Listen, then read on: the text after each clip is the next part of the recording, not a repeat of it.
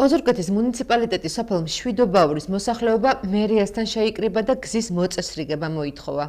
Როგორც ადგილობრივები ამბობენ, სოფელში პრობლემურია როგორც ძირითადი, ისე შიდა გზები და ამ საკითხის მოგვარებას უკვე დიდი ხანია ითხოვენ.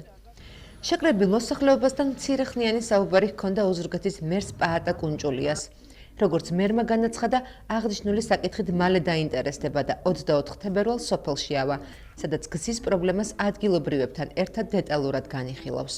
გზა არ გვაქვს სოფელში მშვიდობაურში, ძალიან ცუდი გზებია და არანაირად არც სასწრაფო ვერც ყველას უჭირს მოსვლა ჩვენთან. არც შიდა გზები არის და არც ძირითადი გზები. საშინელია, მოდით გვესტუმრეთ, ნახეთ როგორი მდგომარეობა.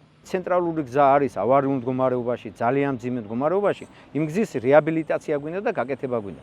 შარშან დაპროექტა ეს გზა და წელს უნდა გახორციელდეს ალბათ. ალბათ კი არა, უნდა ყველა მიზეზ გარეშე, იმიტომ რომ საზოგადოებრივი ტრანსპორტმაც ვარი თქვა უკვე სიარულზე, ისეთი გზებია.